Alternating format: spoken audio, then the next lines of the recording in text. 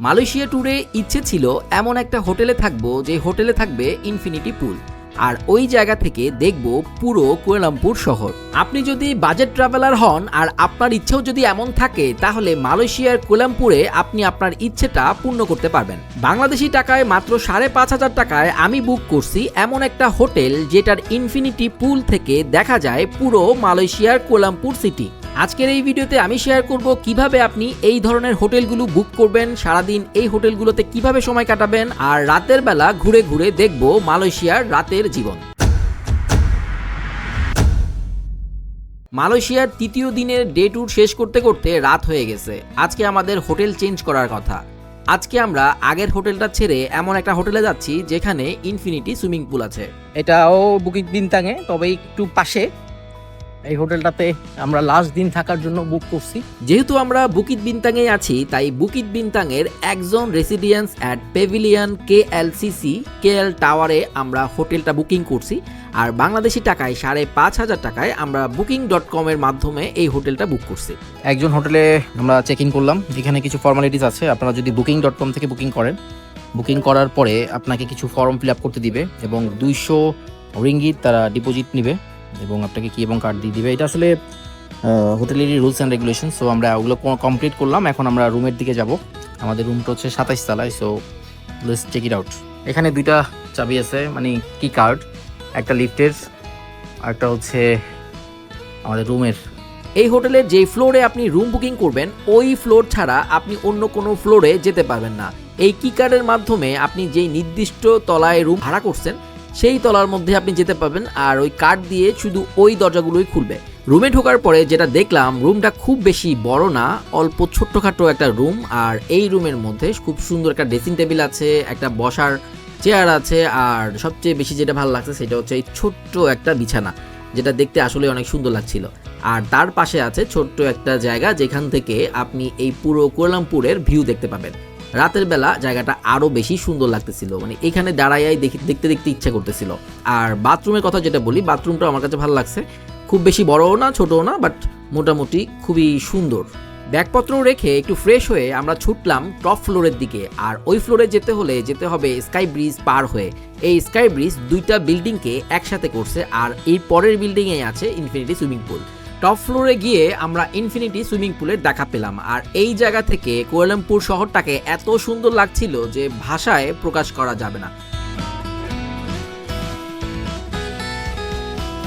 এখানে আশেপাশে অনেক বসার ব্যবস্থা আছে, এখানে বসে আপনারা হ্যাং আউট করতে পারেন। আর তার পাশে আছে সুন্দর সুন্দর কিছু বেলকনি টাইপের, যেখান থেকে এই রাতের শহরটাকে দেখা যায়।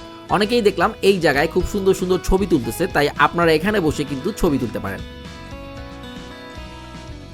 এখন যেহেতু অনেক রাত হয়ে গেছে, তাই সুইমিং পুলে এখন নামা যাবে না। সুইমিং পুলের একটা নির্দিষ্ট টাইম আছে, ওই টাইমের মধ্যেই সুইমিং পুলে নামতে হয়। আমরা প্ল্যান করছি কালকে সকালবেলা এসে আমরা এই সুইমিং পুলের আনন্দ উপভোগ করব।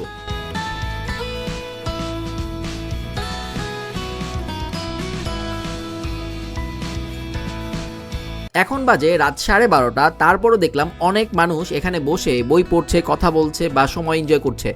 এই জায়গাটা আসলেই সময় কাটানোর জন্য অনেক সুন্দর। আর সারাদিন ডে ট্যুরের পরে আমরা আসলে অনেক ক্লান্ত, তাই আমরা আবার রুমে ফিরে যাচ্ছি। আর কালকে আমরা এখানে সকালবেলা আসবো আর এই জায়গাটা এনজয় করব। সকালবেলা ঘুম থেকে ওঠার পরে খুবই খিদা লাগছে, আর মনে হলো ব্রেকফাস্ট কি দিবে। এই হোটেলে কিন্তু ব্রেকফাস্ট দেয় না, সো খাবারটা আপনাকে নিজেই ব্যবস্থা করতে হবে। তারপর আমরা চলে গেলাম এখানকার জিমে, এবং ওখানে কিছুক্ষণ জিম করার পরে আমরা স্কাই ব্রিজ পার হয়ে যাচ্ছি সেই সুইমিং পুলের দিকে।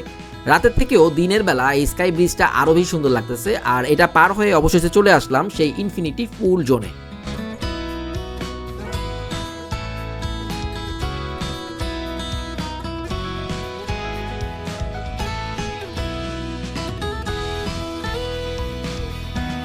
সবাই যে যার দেশের কাপড় পরে, ড্রেস পরে সুইমিং পুলে আসতেছে। কেউ বিকিনি পরে, কেউ তাদের শর্ট প্যান্ট পরে। আর আমি আমার দেশের ঐতিহ্য সেই লুঙ্গি পরে চলে আসছি। লুঙ্গির ক্ষেত্রে একটু পলিস্টার টাইপের লুঙ্গি হইলে সুইমিং পুলে প্রবলেম নাই। তো বাংলাদেশের ঐতিহ্যবাহী লুঙ্গি পরে মালয়েশিয়ার ইনফিনিটি পুলে আমরা গোসল করব।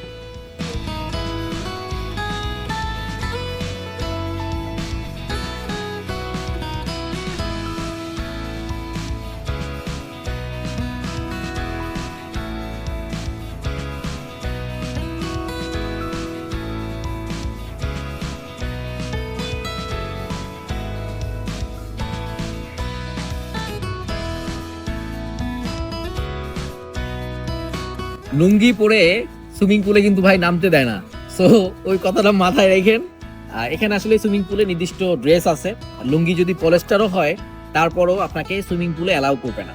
পরে আমরা লুঙ্গি পরে এমনিতে নামছিলাম, সুইমিং পুলে নামছিলাম, বাট পরে এটা আমরা খুলে আমাদেরকে প্যান্ট পরতে হয়েছে আবার। তো এই যে ভিউটা মালয়েশিয়াতে আসলে অ্যাটলিস্ট আপনি একদিনের জন্য হলেও এরকম সুউচ্চ কোনো বিল্ডিং এর সুইমিং পুলে যদি রুম নেন, তাহলে এখান থেকে আপনি খুব সুন্দর মানে কোলামপুরের খুব সুন্দর ভিউ পাবেন।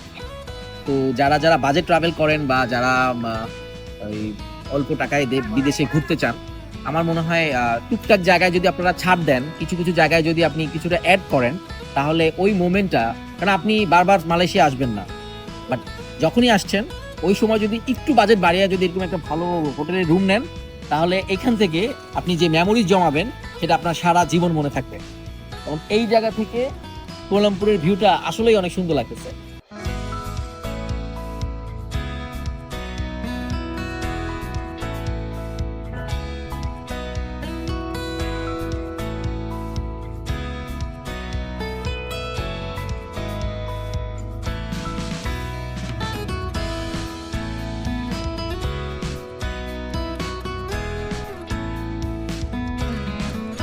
সুইমিং পুলে গোসল শেষ করে আমরা চলে আসছি এই বিল্ডিং এর 10ম তলায়। এই জায়গায় আছে সুন্দর একটা বাগান, মানে ছাদের উপরে এত সুন্দর করে বাগান করা যায়, এখানে আসলে আপনি বুঝতে পারবেন। 10ম তলার মধ্যে একটা সুন্দর জায়গা আছে যেটার মধ্যে ওরা বাগান করছে, এবং এই জায়গায় খুব সুন্দর একটা ওয়াকওয়ে আছে। এই জায়গাটায় আসলে আপনি বুঝতেই পারবেন না যে আপনি 10 তলার উপরে আছেন। এই জায়গাটা আমার খুবই খুবই পছন্দ হয়েছে, আর মাঝখানে দেখেন কত সুন্দর করে সবকিছু রাখছে। দেখে বোঝার উপায় আছে এটা 10 তলার উপরে। আর আমরা এখন এই যে উপরে যে স্কাই ব্রিজ, এটার উপরে হচ্ছে সুইমিং পুল। সো দেখেন অবস্থা, শাপলা ফুলও ফুটছে একটা। আর এটা পুরোটাই হচ্ছে 10 তলা বিল্ডিং এর উপরে। শুধু বাগান নয়, এখানে আপনার ব্যায়াম করার জন্য অনেক জিনিসপত্র আছে, আর আছে বাচ্চাদের খেলার জায়গা। এই জিনিসটা আমার কাছে খুবই ভালো লাগছে, মানে এখানকার যারা রেসিডেন্ট, মানে যারা মানুষ এখানে থাকে, তারা তাদের বাচ্চা কাচ্চা এখানে কিন্তু খুব সুন্দর করে খেলতে পারবে।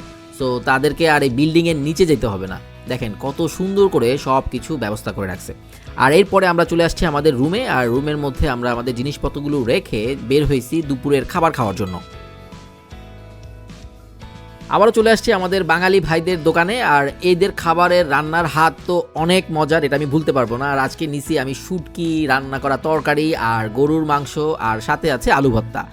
দাম মোটামুটি ঠিক আছে, 5 রিঙ্গিত করে মোটামুটি আপনি পাবেন, দুজনে মিলে 20 রিঙ্গিতের মধ্যে হয়ে যাবে। বিকেলবেলা রেস্ট নিয়ে আমরা সন্ধ্যার পরে আবার বের হয়েছি, আর এখন যাব আমরা মালয়েশিয়ার টুইন টাওয়ার রাতের ভিউটা দেখার জন্য। পিনতাং থেকে রাতের টুইন টাওয়ারের ভিউ দেখার জন্য কয়েকটা ওয়ে আছে। আপনি এমআরটি মানে মেট্রো দিয়ে 2 রিঙ্গিত খরচ করে আপনি এই টুইন টাওয়ারে চলে যেতে পারবেন, অথবা আপনি গ্র্যাব নিতে পারেন, একবারে কাছে, বেশি দূর না, 2 কিলোমিটারের মতো।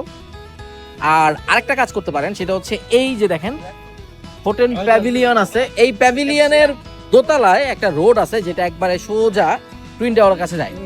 তো ওইখান দিয়ে গেলে এই রাতের ভিউগুলো আপনি দেখতে পাবেন, এই যে রাত্রেবেলা মানুষ এখানে কি হয়। আর পাশাপাশি আপনি একটা নতুন এক্সপিরিয়েন্সও নিতে পারবেন, যে হাইটা কিভাবে এই ভিতরে চিপা একটা রোড আছে, তো ওইটা দেখার জন্য যাচ্ছি। ওই রোড দিয়ে আমরা টুইন টাওয়ারের ওখানে যাব।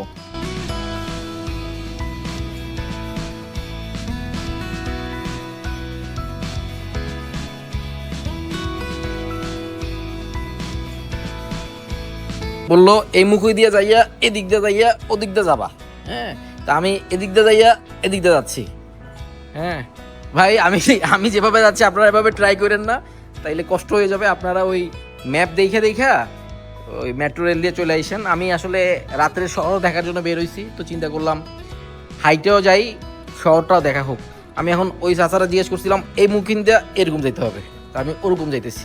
এটা হচ্ছে কুয়ালালামপুর কনভেনশন সেন্টার। এইখান থেকে টুইন টাওয়ারটাকে বেশি জোশ লাগে, দেখেন কি সুন্দর করে লাইট জ্বলতেছে। ওয়াও, দিস ইজ রাতের মালয়েশিয়া। টুইন টাওয়ারটা দুই দিক থেকে দুই রকম সুন্দর। এই যে দেখেন, আমরা সকালবেলা ছিলাম ওই পারে, এখন আমরা এই পারে। কি সুন্দর লাগতেছে, রাতেরবেলা কেএল পার্কে আসতে পারেন। এই জায়গাটা থেকে টুইন টাওয়ারটা দেখতেও সুন্দর লাগে, আর এখানে কিছু পানির ফোয়ারাও আছে, তো ভালো লাগবে।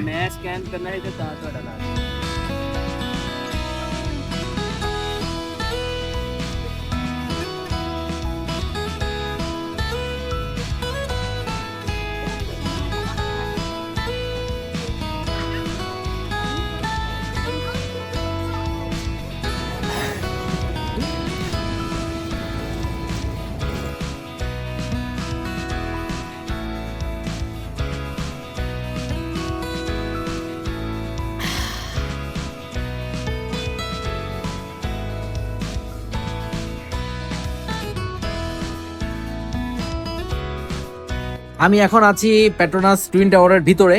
এটার ভিতরে পুরো শপিং মল, মানে অনেক বড় একটা শপিং মল, বাইরে থেকে আসলে বোঝা যায় না। পেট্রোনাস টুইন টাওয়ারের ভিতরে অনেক ব্র্যান্ডের সব আছে, দোকান টোকান, খুব সুন্দর। টুইন টাওয়ারে যদি আপনারা উঠে দেখতে চান তাহলে এইখানে এখন বন্ধ কাউন্টারগুলা, এগুলো দিয়ে আপনারা উঠতে পারবেন। এই যেখান থেকে আপনাকে টিকিট করে তারপরে উপরে উঠতে হবে।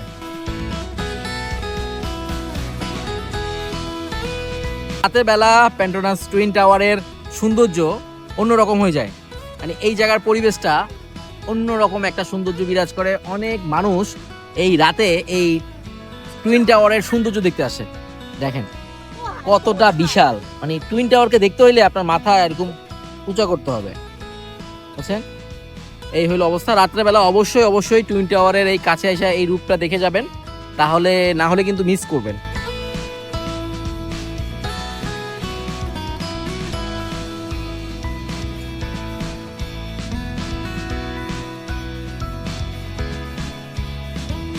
বুকিত বিনতাং যাওয়ার জন্য ওই বাস আছে একবারে টুইন টাওয়ারের সামনে থেকে, আমরা বাসে যেতে পারি।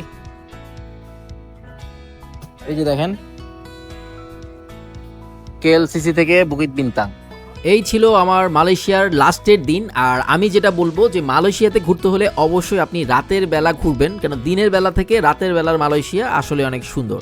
আমার ভিডিও ভালো লাগলে লাইক, কমেন্ট, শেয়ার এবং সাবস্ক্রাইব করে অবশ্যই পাশে থাকবেন। দেখা হচ্ছে নতুন কোনো ভিডিওতে, সেই পর্যন্ত ভালো থাকুন। আসসালামু আলাইকুম।